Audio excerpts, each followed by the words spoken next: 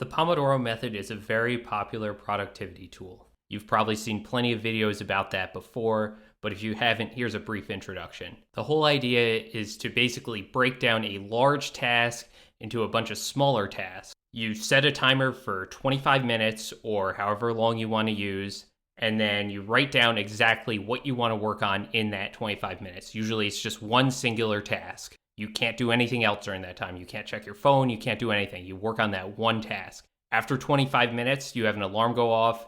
You take a 5-minute break, and then you do another round. You do a certain amount of rounds, then you take a longer break. During your day, you'll just sort of do however many rounds you wanted to do that day.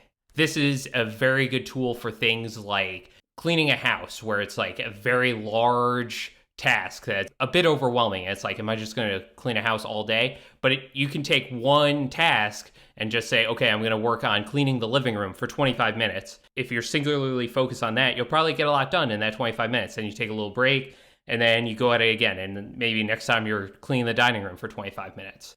According to the legend, the Pomodoro technique got its name from the creator who had a tomato kitchen timer, and Pomodoro is the Italian word for tomato. I don't have any problem with the Pomodoro technique itself. I think it can be very useful in certain applications, but it just totally sucks for programming. The thing about programming is you really do your best work when you're in a flow state. A flow state is just an intense state of concentration where you're just completely engrossed into your work and the world around you just sort of melts away. You have no sense of time, and you're just able to work so much harder than you would normally. Programming requires you to have a certain level of creativity, balancing a lot of different variables and functions in your brain at the same time while you're being creative, and that can really only be done when you're in a complete flow state. You can think about a flow state like riding a bike. You kind of have to focus on your first few pedals, but once you're going. You're just in a flow, and you don't have to think about the pedals at all, and it's just mile after mile, you're just pedaling and just going along. And really, that's when you're going to be doing your best programming, in a flow state.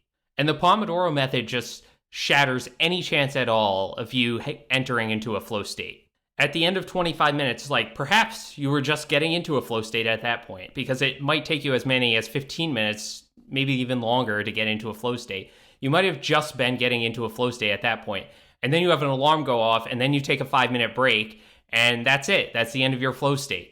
If you're lucky, you'll get into a flow state maybe 2-3 times in a day at the most. And while the break for a Pomodoro method is supposed to only be 5 minutes, it's going to take you a lot longer to get back into the flow once you come back. And just remembering where you were, juggling all those variables and functions in your brain, like it might take you another 15 minutes to get back into it. And by then it's like you only have 10 more minutes, and then it's just going to be another break after the 10 minutes. So you're not going to get very much done in the next round. And then it's just going to be keep going like this, where it's like you get a little bit done and then there's a break. And then it's like you get a little bit more done and then you have another break. It's just not a good way to go about programming. This is also part of the reason why so many programmers hate meetings. If your day is just booked up with meetings from start to finish, you're never going to get into a flow state that day, and you're never going to be able to do any good work. And people are going to see your results for that day and be like, oh, you did have like time to program this day, but you barely got anything done. And it's like, well, you need long blocks of uninterrupted time to do your best work. And you probably just didn't even have a chance to do that if your day is just meeting after meeting after meeting. And I know there are some programmers that can get distracted by an email or just somebody coming up and talking to them, and they can just jump right back in. But honestly, I feel like they're just very special. I feel like they're just wizards who just have ascended the need for any sort of silly programming, any productivity tool. So they're probably not even watching this video. They definitely don't need this. They don't even need the Pomodoro technique. So if you're that person, congratulations. Just keep doing what you're doing. You're going to be just fine no matter what. I think the best way for programmers to work is to just sort of trick yourself into getting into a flow state and then just staying in there as long as possible. You're going to know when you need a break. You're going to feel your concentration kind of going away, and then you can just go for a walk, and you can take however long you need. And it's probably going to be more than 5 minutes if you've been in a flow state for a long time. You don't need a timer to tell you that. Like, you'll just feel yourself slipping out of the flow state, and it's like, oh, this is it. Time for a break. Maybe I need food. Maybe I need to go for a walk. Maybe I just need water. Maybe I just need some time to not look at a screen. And then when you're ready, you can just jump back in and get back into a flow state. So then how do you do it? How do you trick yourself into getting into a flow state? The first thing I'll do is get out my notebook and write down the subtasks that I need to complete in order to finish my large task. You might see this as just creating a simple to-do list, just like, okay, I just need to check off all these boxes, and then when I get to the bottom, I'm done. But really what this does is it'll organize my brain, and I'll just figure out what are the steps that I need to do to finish this task. It'll be able to take the mountain and convert it into just a pile of rock. So from there, I'll circle the top task on the list, and then I'll get to work on it. And at that point, it's very likely that I'll just enter into a flow state. And I'll just go through, and I won't even really check with the rest of the list.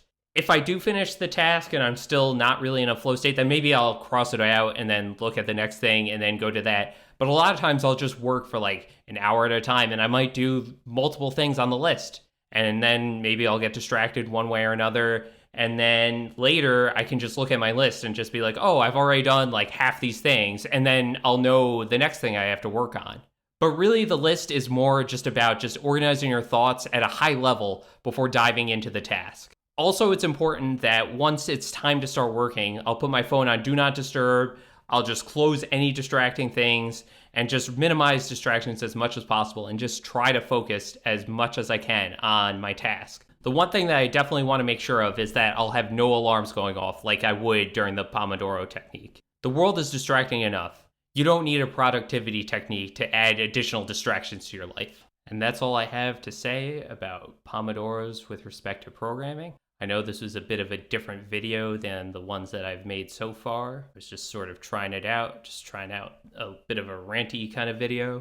If you liked it, give me a thumbs up. If you didn't like it, leave a comment. Or if you liked it, leave a comment. I read all the comments. If you have any ideas for future videos, I'd love to hear them. And thanks for watching. I'll see you next week.